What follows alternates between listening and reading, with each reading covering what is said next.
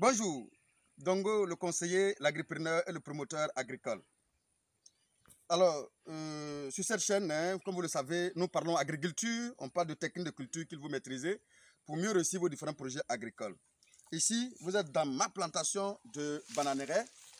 Alors, je vais vous montrer, comme je le dis, tout ce que vous devrez savoir lorsque vous lancez un agripreneuriat, surtout dans la culture de banane, qu'il faut maîtriser en réalité pour optimiser votre rendement, vos résultats dans votre plantation.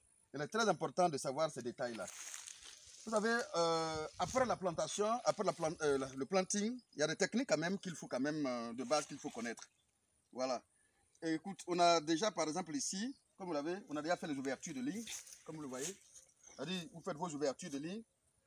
Maintenant, il faut que cette plante-là vive normalement. Cette plante-là, il faut qu'elle vive convenablement et correctement. Alors, la nature nous laisse tout.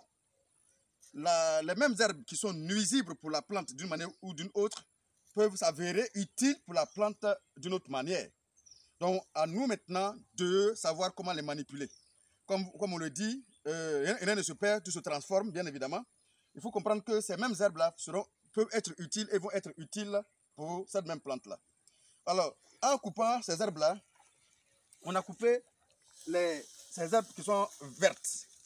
Il faut dire que tout ce qui est vert contient ce qu'on appelle l'azote.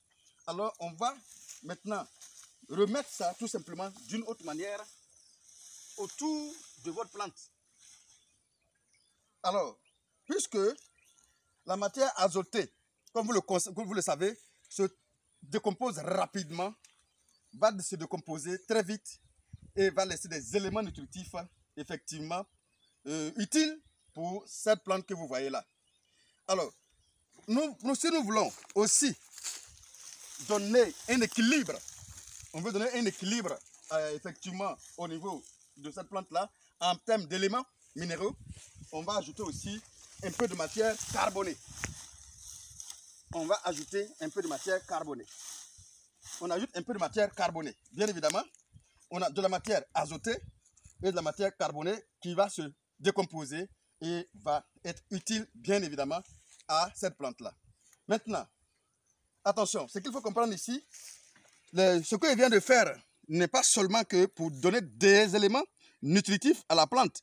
Ça va aussi permettre tout simplement qu'il ait de l'humidité de manière ambiante autour de cette plante-là. Comme je sais que nous sommes on est déjà en train de s'approcher, on est en début décembre, je pense que nous sommes en train de faire la vidéo le 2 décembre. Alors, je sais que déjà nous sommes en train d'entrer dans la saison sèche. Donc, déjà en faisant ça, je suis en train de maintenir de l'humidité autour de cette plante-là, d'où ma plante va recevoir de l'humidité pendant un moment. Donc, pour vous dire tout simplement que l'agriculture, en réalité, il faut d'abord être passionné de l'agriculture. Quand vous êtes passionné, vous allez tenter de donner une vie à la culture. Quand la plante vit dans les meilleures conditions, la plante vous ramène des meilleures productions. Donc, du coup, tous ces trucs que nous vous demandons de faire le plus souvent dans vos différentes plantations ne sont pas des choses pour augmenter vos différentes activités dans la plantation, mais ce sont des choses pour augmenter vos différents revenus. Il est très important de savoir que chaque activité effectuée convenablement sur une plante met la plante dans une vie convenable, effectivement, pour vous donner un meilleur résultat. C'est très important de savoir cela et c'est très important de faire ce genre de petits trucs là, dans vos plantations. Si vous ne pouvez pas faire toute la plantation, il y a des plants quand même qui sont en train qui sont squelettiques. Par exemple, comme ce plan-là, par exemple, je vais prendre soin de tourner autour de ma plantation et je passe de temps en temps. Allez, j'essaie de mettre ces trucs-là.